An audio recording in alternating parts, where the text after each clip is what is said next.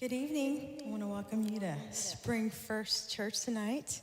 We've got a lovely setup this evening, but I want to invite you to stand and just worship with us as we invite His presence in this place. It's our midweek boost. Lift me up. Let's focus in on Him and let the rest of the week just kind of fade away into the sidelines. Amen.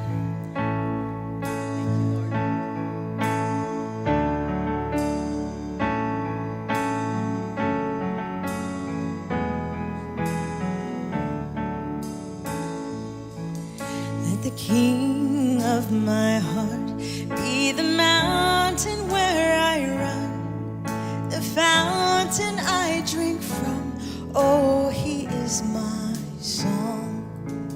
Let the King of my heart be the shadow where I hide, the ransom for my life. Oh, He is my song. Yes,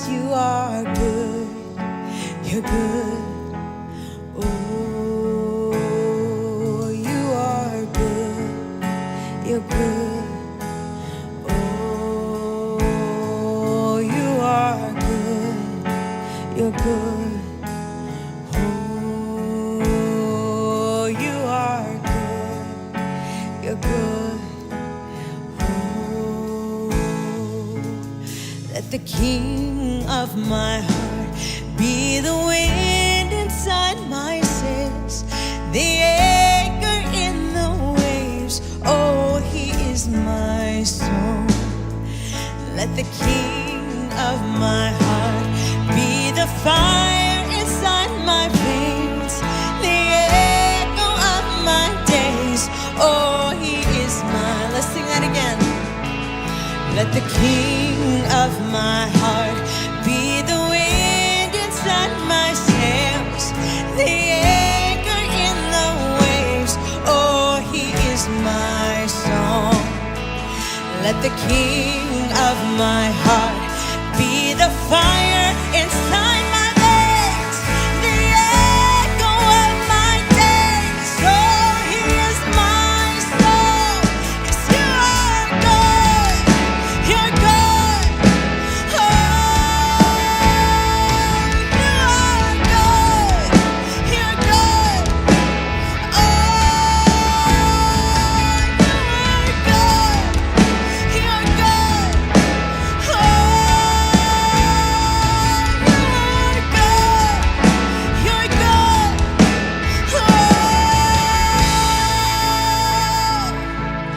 You're never gonna let me down. You're never gonna let me down. Sing it out. You're never gonna let me down.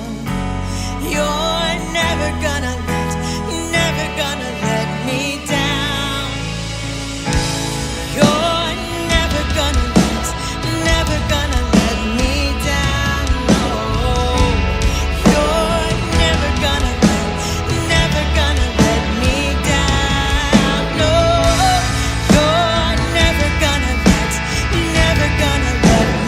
down. You're never gonna let me down.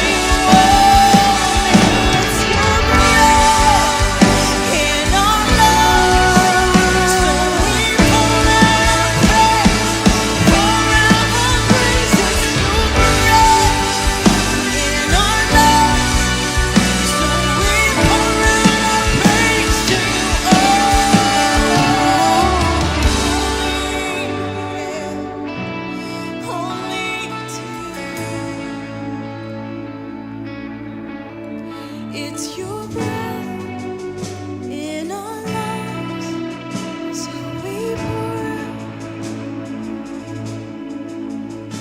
It's your breath in our lungs, pour out our praise.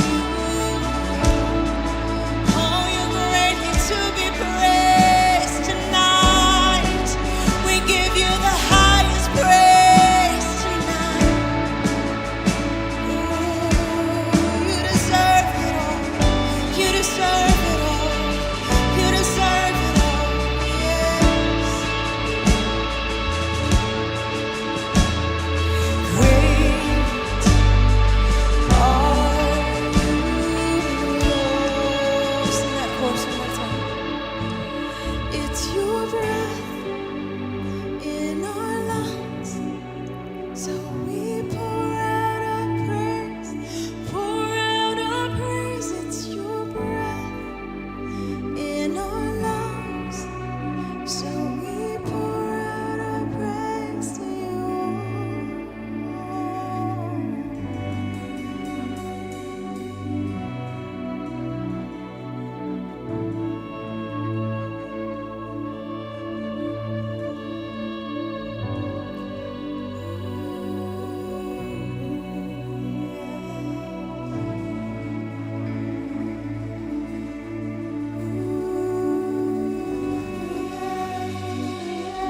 You deserve the highest praise.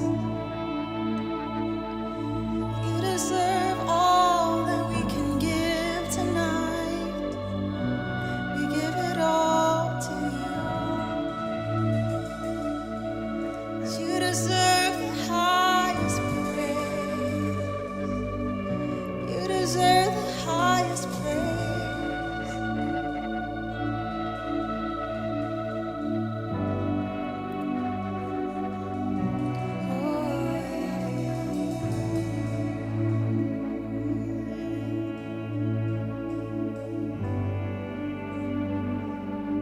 Can we just take a minute to just rest in this moment with Him?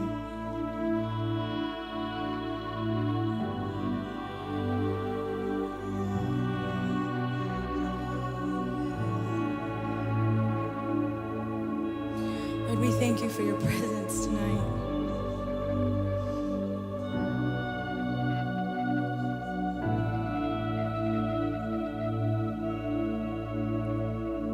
We thank you that you are the lifter of our heads tonight.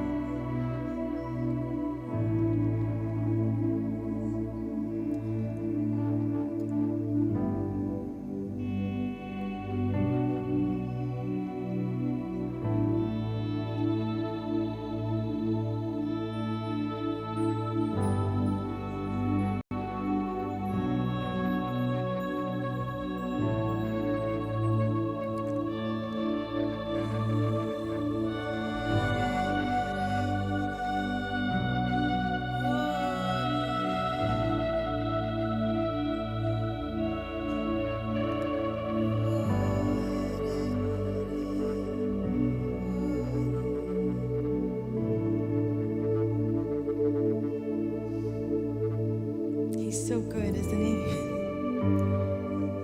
Can we just give him a praise, just a praise offering tonight, just in your own words, in your own way.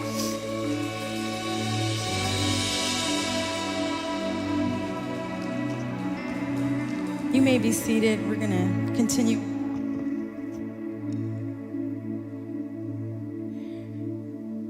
And we're going to worship the Lord through giving tonight.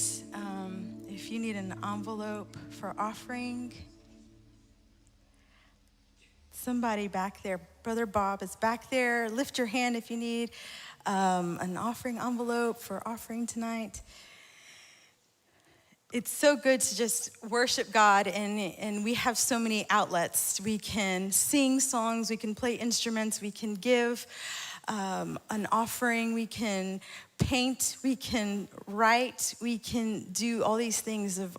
They're outlets to worship God, and He deserves it, and He loves every part of it. And so I just want to pray over our offering tonight. Lord Jesus, I thank you so much for who you are, for what you've done for us, for the many blessings that you have showered upon each one of us. I ask that you would bless this offering tonight. Let it go to further your kingdom, advance it, bless the giver abundantly above anything that they could ever think or imagine. And we pray this in your name. Amen. Tonight, let me say some announcements real quick. Did you? Okay. I've got them here just for you, fresh off the presses. Teen Challenge Banquet is tomorrow. So there are still tickets. See Lydia? Lydia, she's the lovely lady back there. See Lydia in the back? She'll help you out getting tickets. It's helping our guys at Teen Challenge. They always come and help us, and we just want to be a blessing to them. So make sure you sign up. That's going to be awesome. So it's my privilege to introduce my very dear friend, Amy Hogan, our lovely executive pastor's wife. She's going to come and teach us about soul winning and continue our series.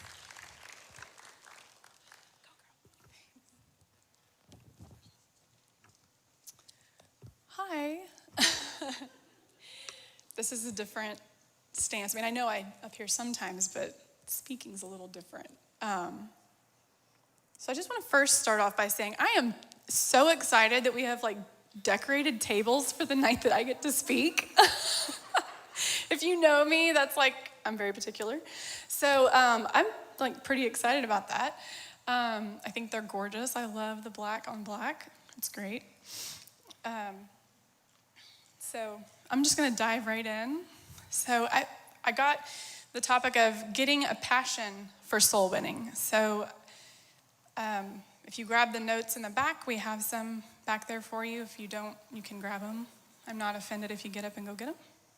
If you don't want them, you don't have to have them. I'm also not offended. And there's crickets.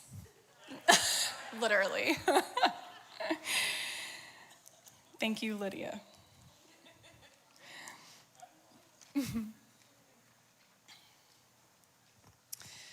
Okay, so to start gaining a passion for souls, you first have to have your own encounter to even understand what it means to not be lost, right?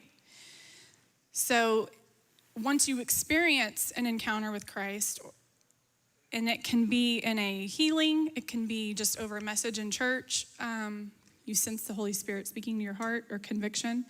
There's lots of ways that we can have that personal encounter, but then, you know, our job is to continue building that relationship with God. It doesn't just stop at that one encounter. It's got to continue to build. So when Jesus was here on the earth, you know, and walking with disciples and teaching and healing, I mean, he was constantly, you know, speaking life into people. He wasn't just going around and condemning or telling them how wrong they were. And I know that we've spoke that over the first couple of nights of this series, is that, you know, I think it was Diane Brown that was saying, you know, we can't go around basically with a hammer, you know, telling them what they're doing wrong, right? We have to teach them through love and example. So that's what Christ did. And he wanted to share his heart with the world as he sees it, not as the world sees itself. So, and that's not also means it's not what is comfortable to us. So if we are walking through the world and we're seeing, you know, as an earthly human, we're not using our, God eyes, right? We can see things going on in the world and we're like, oh my gosh, what are they doing? That's crazy. Why would you do that? You're stealing, or you're, doing drugs or whatever it is. And, but we need to see them through God's eyes. There's obviously like a deeper pain that's going on in them. And so until we have our own encounter and we've been rescued from whatever we have going on in our life and the chaos and the detrimental things that we're doing in our own life, we can't go around condemning those. And as a new Christian, I think it's really easy, and you might find that newer Christians, it's easy for them to go, I'm so excited about, what I found at church. You've got to come with me. And they get all excited and they want to go share it with all their friends, and they want to, share the gospel because they just hear that's what they're supposed to do, right? But then they also take that extra step of going, but you're going to hell for doing this and you're going to hell for doing that. And they haven't learned yet, right? That maturity hasn't developed. So that's all a part of your relationship building that you've got to establish from the start.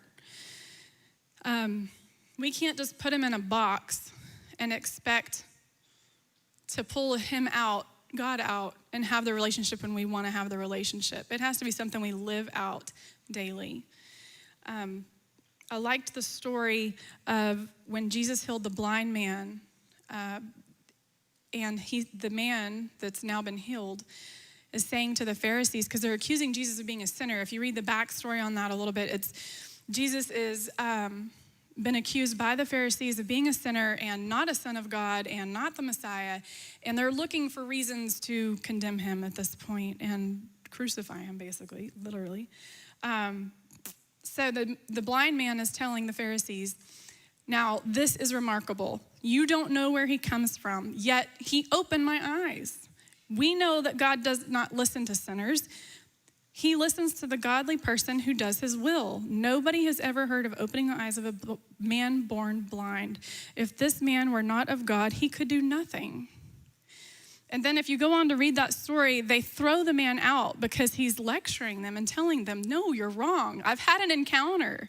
You're wrong. He is the man of God.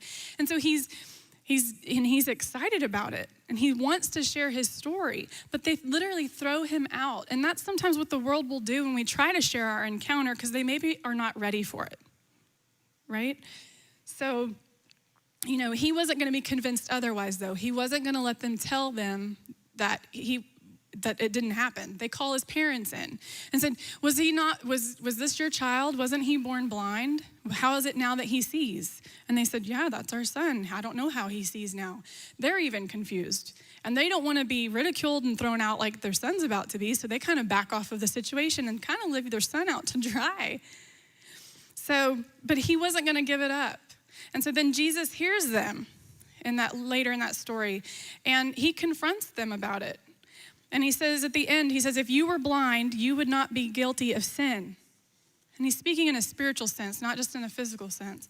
He's saying, if you're blind spiritually, then you don't realize that you are sinning. But once your eyes have been opened, but now that you claim you can see, your guilt remains. So now your eyes have been opened and you can realize, oh my gosh, the Holy Spirit can convict you of those things that you're doing maybe wrong in your life and maybe need to change. And that can take some time with maturity in your Christian walk. So that's the basis of it. That's your foundation. You have to have your first encounter, and you have to be building your relationship to gain and start establishing a passion to go speak and lead others to Christ and share your story. The second point is that you have to then understand the Father's heart. You can't just hold it all in for yourself. And he wants you to experience him with others and share that. And so sometimes that causes us to go through some stuff. In the Bible, they are ridiculed, they're thrown out, like the blind man from the previous story.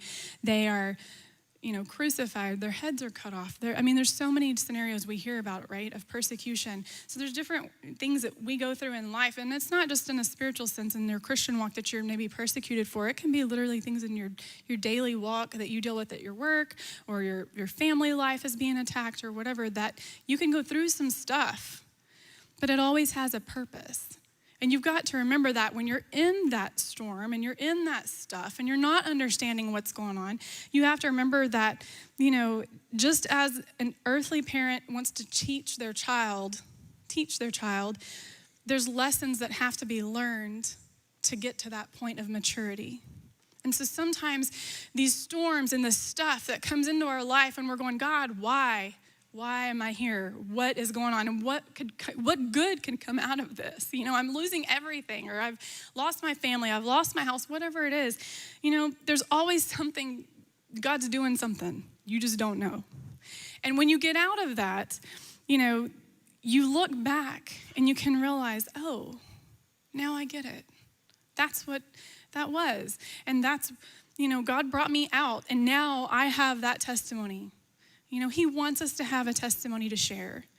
And so, in Deuteronomy, it says, know then in your heart that as a man disciples his son, so the Lord will disciple you. They're all lessons. And it's not that, God's, again, he's not condemning you for doing something wrong. Maybe you got in a situation because it was a wrong decision on your own part. But that doesn't mean that it's just final and that's the way your life has to be. God can use it. God can still change it and use it for the better. And so I liked this part because it's kind of interesting that God tells Pharaoh back in Exodus when Moses is there asking him to let God's people go. And God tells Pharaoh, but I have raised you up for this very purpose, that I might show you my power and that my name might be proclaimed in all the earth. So God brought Pharaoh to that position because he knew he would resist letting his people go. He knew it. And he wanted to show his power and strength and at the same time his mercy. If he would have just agreed, he could have avoided his country being plagued, so many times and losing his own son. And so, out of that, Pharaoh is Moses' rival. And so God can use your rivals during your stuff that you're going through to build character in you and show his glory. So you may not understand why that person's coming against you, and you're like, I haven't done anything to them. I don't understand. But you don't have to understand. It's okay, because God's put them there maybe to rough you up a little bit, to get you out of that situation, or to show his glory, and then you come back again and you'll have that testimony in the end of what God brought you through. And so you need to persevere so that when you have done the will of God, you will receive what he has promised. That's in Hebrews. And I want to turn there really quick because I wanted to read really from verse 32, but it was just a lot to include in the notes. Let me get there.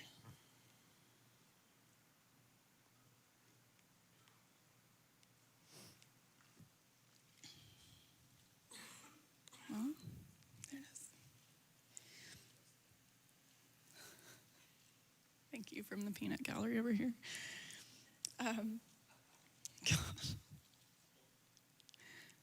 Okay, so verse 32. Remember those earlier days after you had received the light, when you endured a great conflict full of suffering. Sometimes you were publicly exposed to insult and persecution, and at other times you stood side by side with those who were so treated. You suffered along with those in prison and joyfully accepted the confiscation of your own property because you knew that you yourselves had better and lasting possessions. So do not throw away your confidence because it will be richly rewarded. So even like it says, through all that conflict, sometimes it's public, sometimes it's private, and you need to maintain your joy because that's what's going to get you through. And in the end, you'll have such a greater reward for doing so. And then others can look at you and say, what was different? How did you get through that? I don't understand, and you can explain, God did it, So those, if you read in Psalms, it says, those who sow with tears will reap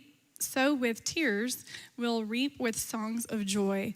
Those who go out weeping, carrying seed to sow, will return with songs of joy, carrying sheaves with them. Now, I didn't know what sheaves were. I'm not going to lie. I had to look that one up. It's just bundles. They come back with bundles from their harvest. So they went in with tears, but they're coming out with joy and they're coming out with harvest. So others are going to wonder, how did you do that?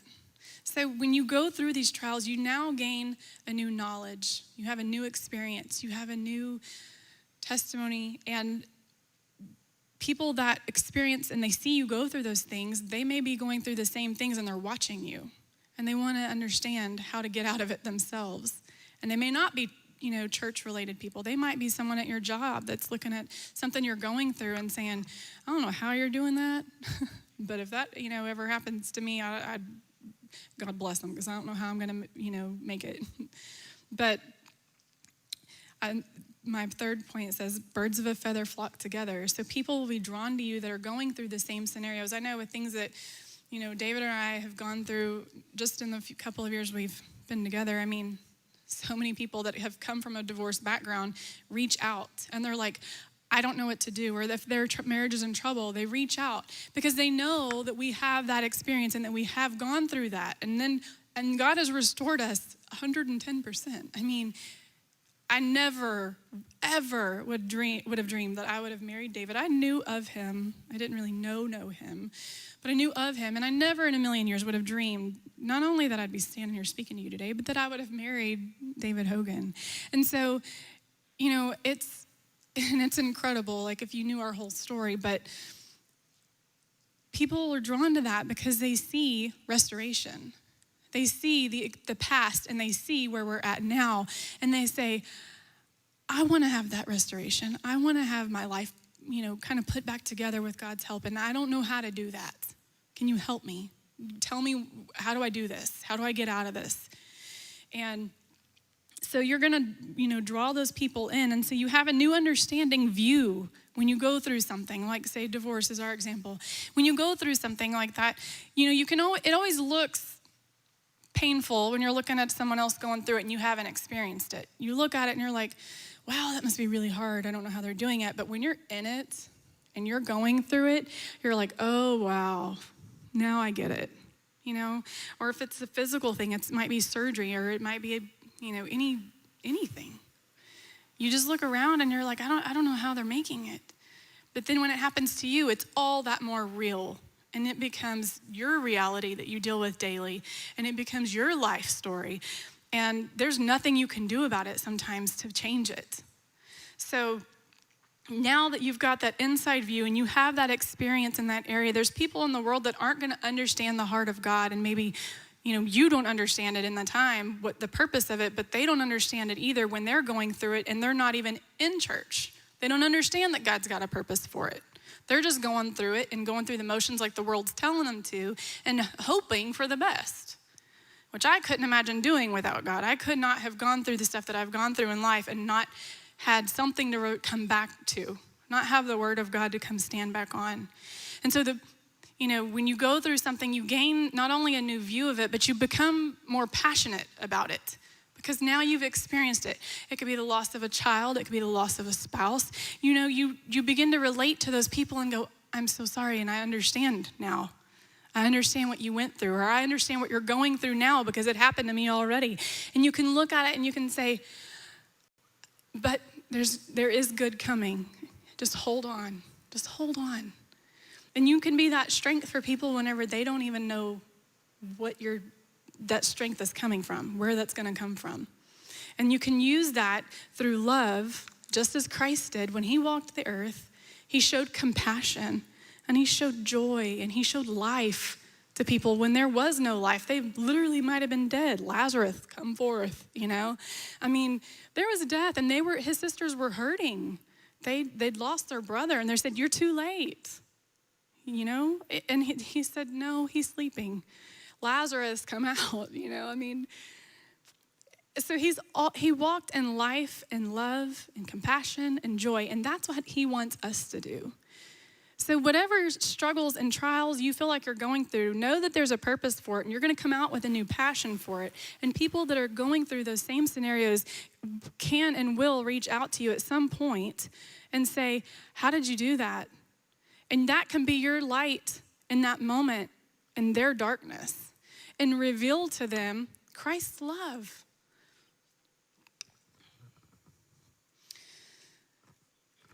So you begin to have this empathy for those that are walking where you've already been, a newfound empathy.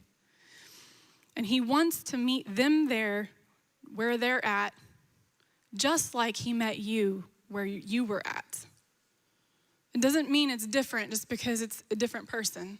You know, Christ died for all of us on the cross, not just me, not just you, literally every single individual. It's easy to say, oh, well, he died for us all. No, he died for each single one of us and knew us by name before we ever existed.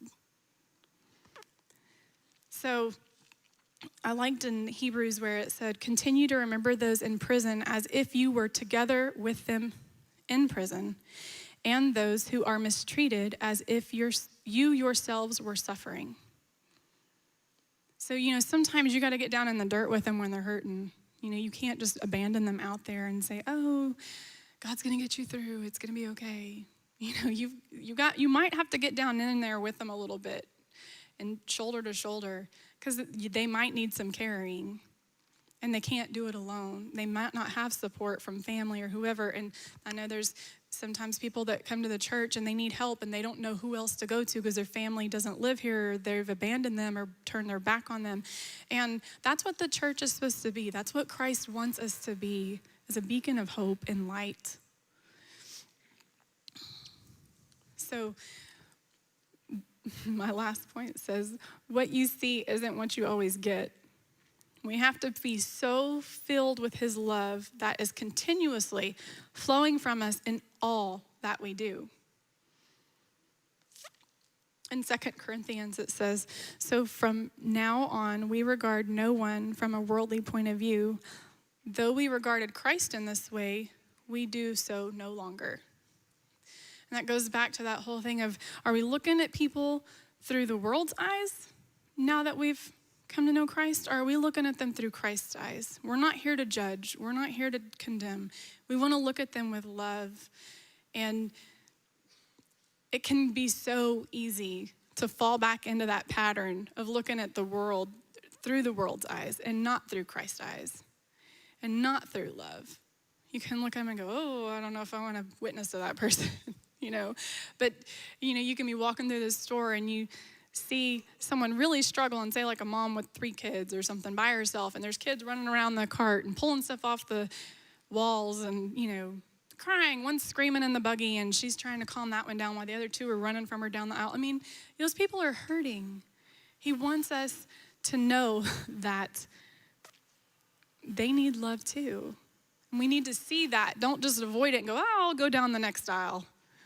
I don't want to deal with a kid, pulling on my skirt, no, maybe even be like help her if you can, if you have the means to and the time, offer the kid something, say, hey, come here, let's go back by mom. You know how much she'd appreciate that? And it opens the door for you to be able to be a witness because you're showing her kid love. I mean, don't do it creepy, but don't be like loving on her kid. I mean, I'd be like, okay, let me have my kid back. Let the one scream in the buggy. I'm going to go get my kid. But, if she sees you kind of like helping him back and saying, and she hears you, I'm sure she'd be fine with it. But there is a hurting world out there, and they are looking for their healing. They are looking for their reason in life, their purpose. And you have it. You know what it is. Is to share the love of Christ. That's what he wanted all of us to do. So we can't look at the world through our own lenses. We need to see it through God's eyes and past maybe the physical images or the physical scenarios that's going on in that case. And one thing, like going back to like a new Christian scenario, has anybody seen, let's pick the new movie, The Shack, or The Case for Christ. Has anybody seen either of those movies? Okay, most of you was saying yes. So, just for a second at your tables, tell the other people about the movies that you saw or what you love so much about it, or, if they haven't seen it, tell them about it. And did you like the movie? Everybody like either of those movies? Yeah? Okay. So yeah, let's do that for a second. I want to see the excitement of what you saw in the movie.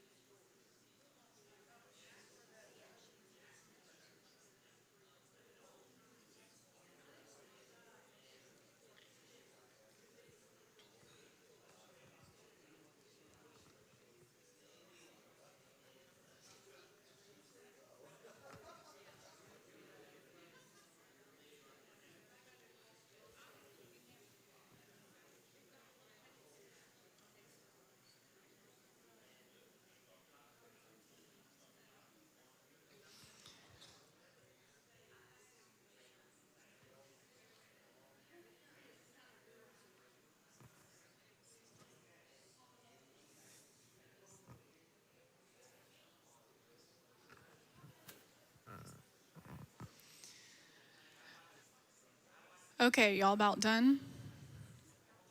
I got some still talking. So I want to know, like, take a moment to think about how maybe detailed or how excited or how into that movie you are, or how much you loved it. When you're telling somebody about it, and you're so excited about it, think about that for a moment. Are we that excited? Are we that motivated to encourage someone to go see a movie as much as we are excited and motivated to invite someone to church?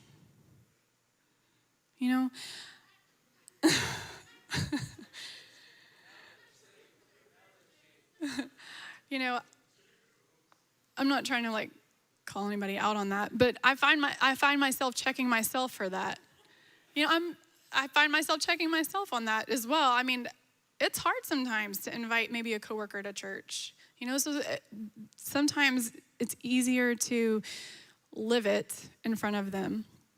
And I know there's been some rough times at the company I've been with, and I found myself not in a positive place in the office and frustrated and venting.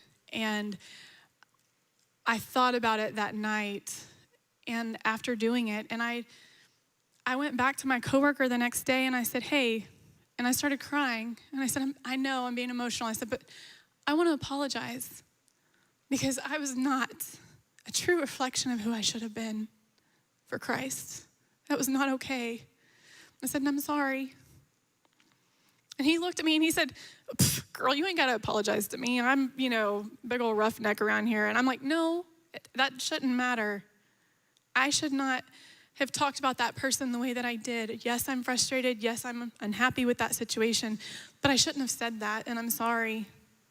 I need you to know that I'm not apologizing necessarily to you. I am. And I know you're going to tell me that it doesn't matter, and you don't want to hear it, and it doesn't. You're good. You understand. You know my heart. But for my own sake, the Holy Spirit checked me that night and was like, that was not okay. And I knew he'd look at me like I was crazy. Because he's worked with me for 9 years, I think now.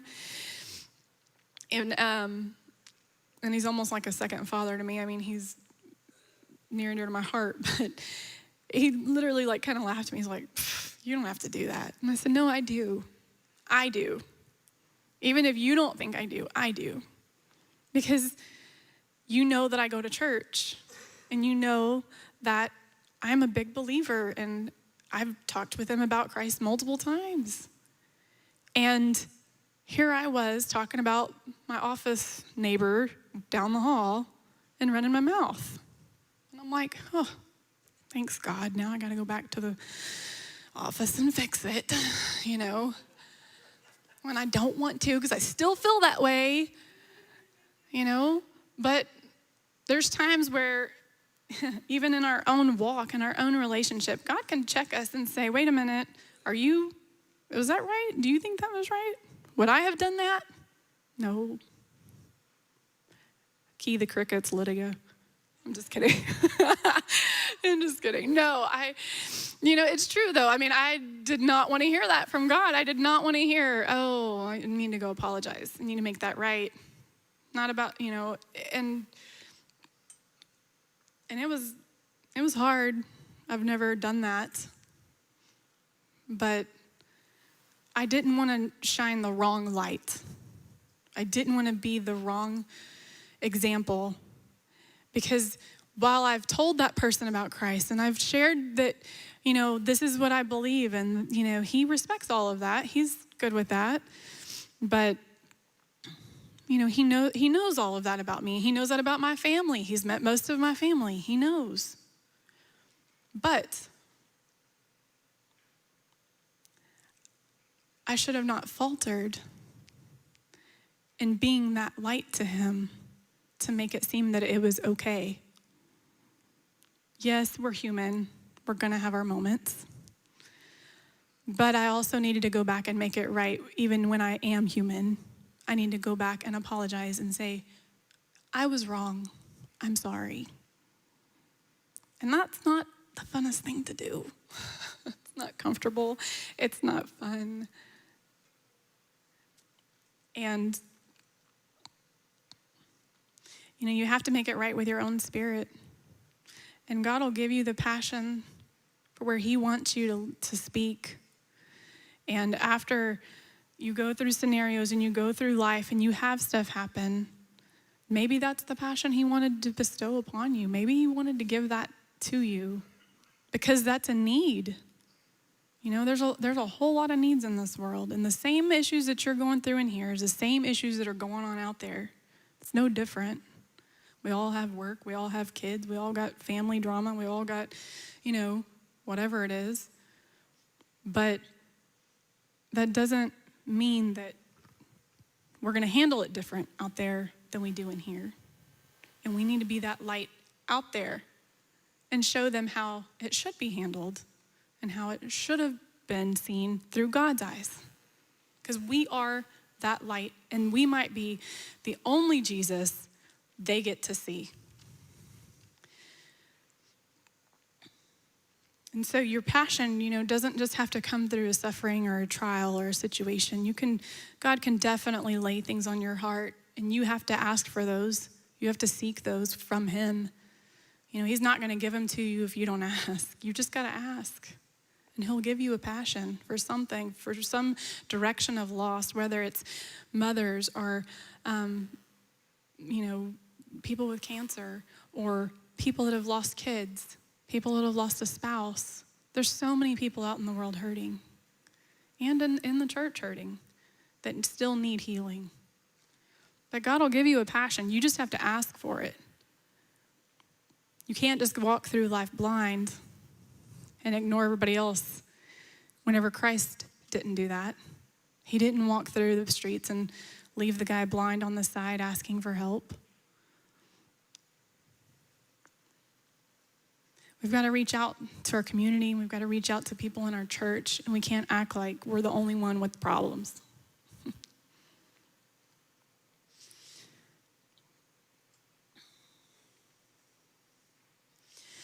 So,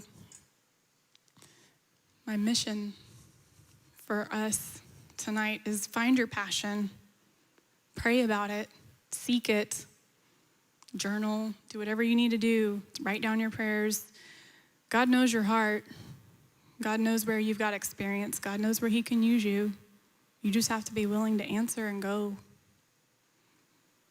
So if you can find your passion, there's going to be a need for it. You can guarantee it. You won't even really have to probably look for it. They're everywhere. And God will help them find you too once you've been given that passion for it. Doors will open. People will come. But you've also got to look for the opportunities too and not walk through blind going, well, God gave me the passion, so now I'm good. I don't have to do anything. You've still got to do your part. You still have to act on it. Don't just let it sit and rot, or he'll take it away and give it to somebody else. So be sure we're viewing the world through his lenses, not our own, and through love and not judgment. Because that's the only way we'll be able to reach him. Who doesn't want to be loved? Anybody? I know I want to be loved.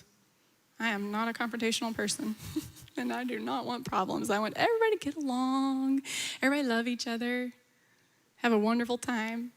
That's me. Not everybody's that way.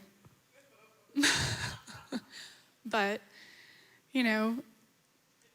God wants us to love each other and not judge. So share your heart tonight and see, maybe you have some shared passions. Maybe you're just nervous to go out and find a way to reach them, reach the hurting. Maybe talk amongst yourselves, find out, maybe you share something and you don't even realize it, that maybe you can team up, make it a joint effort. Sometimes it makes it easier to step out in faith when you've got a partner. So pray about that. And let's discuss maybe what your passions are, or maybe just pray about at your tables, finding that passion if you don't know what it already is. So I think I'm done.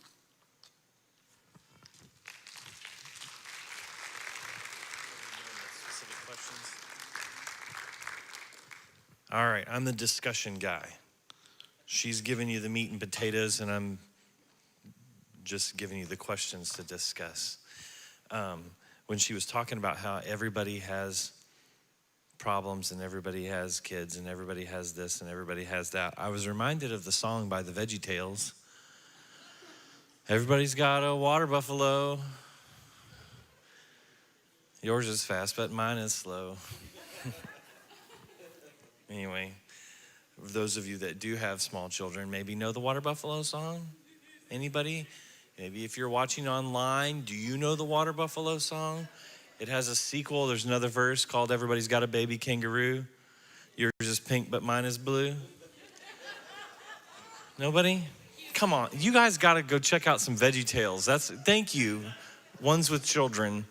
The VeggieTales are so brilliant. Okay, so we got two discussion questions that we're going to do off of what she talked about tonight. In John chapter 9, the blind man that Jesus heals. This is such a crazy story.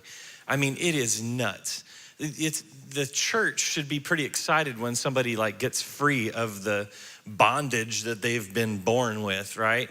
Dude's been blind forever, and it's the church people they literally start interrogating him. That's what Amy was just sharing with us. It's just absolutely ludicrous.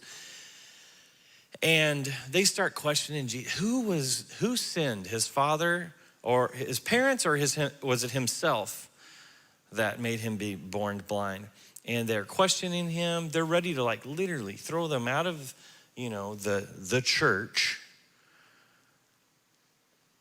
And the parents end up having to basically disown the son because they're afraid of what the religious leaders are going to do to him. And finally they end up, I think their exact words are, ask him. He's an adult, he can speak for himself. And then finally they ask the man, and his answer is, look, I don't know who the man is or what he is. All I know is my experience. And there's an old saying that says that a man with an experience is never at the mercy of a man with an argument. And so that's what the first thing we want you to talk about tonight is take about 2 or 3 minutes and go around the table and try to let everybody who wants to get in on the discussion to have a chance to get in on the discussion. We know some of you are introverted and are like, don't ask me to talk to people. And so we want to respect that, but people connect when they talk. So if you're one of those talkies, recognize that and help like field the question to people that maybe would be normally happy to sit back and not say anything. But the man in John 9 had an experience that nobody could take away from him. What is the experience in your life that you can always go back to that helps you stay rooted and grounded? What's that story? What's that point in your life where you know that Jesus is real and nobody can ever take that experience from you? I really wish that I was at Kendall and Nancy's table right now so I could hear their story again, because it's insane, but it's awesome. Do y'all know what I'm talking about, right? Yes, the window. Love that story so much. But what's a story that helps you stay rooted and grounded? Talk about that for a couple of seconds. Does everybody understand the question? What's the experience in your life that helps you stay rooted? Whatever that is. What is that point that you can always take yourself back to? Take 3 minutes. Discuss that, and we'll do the second question, and then we'll close it out here. So you're on the clock. And Tommy, can you give us some like good Jeopardy music while we're talking? You'll find it. Not actual Jeopardy, but just some type of.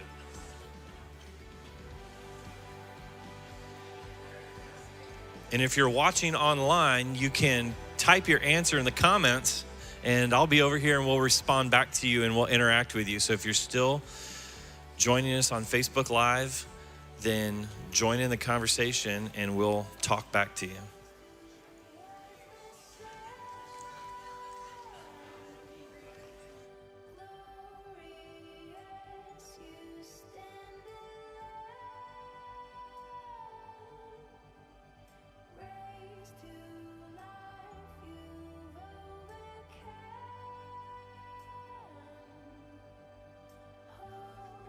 If I don't have my act together, then who's going to take care of this child? And who's going to raise her the right way? And based on my life, I'm really brought up in a church-going family. That type of family where we go Christmas and Easter. That's about it, basically. And I realized, we were going to Sunday school for about a year at the time before that. And I realized very quickly, I need to walk down the aisle and accept Jesus Christ as my Lord and Savior. And I did that on June 10th, 1988, to make sure that I'm on the right foundation, the right path to raise this child the right way. And so that was probably one of the first moments. But yeah, I have several. I think we all do. Okay. I'll say, I've talked to yours all the time. And I have a lot to say. Probably the biggest one that stands out is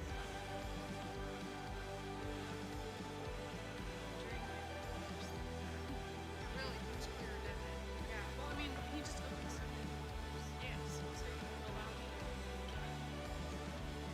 but things that I didn't know how I was going to do just all of a sudden worked out. But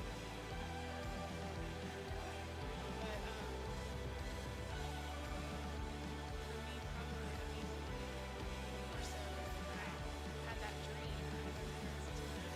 I was in Germany, and I had dreamed the exact conversation that I ended up having like a month later with John, like verbatim. And I woke up out of the dream like as if he was sitting right there having a conversation with me. I was so mad and I was crying, like basically crying in my sleep. And I was like, I was so mad.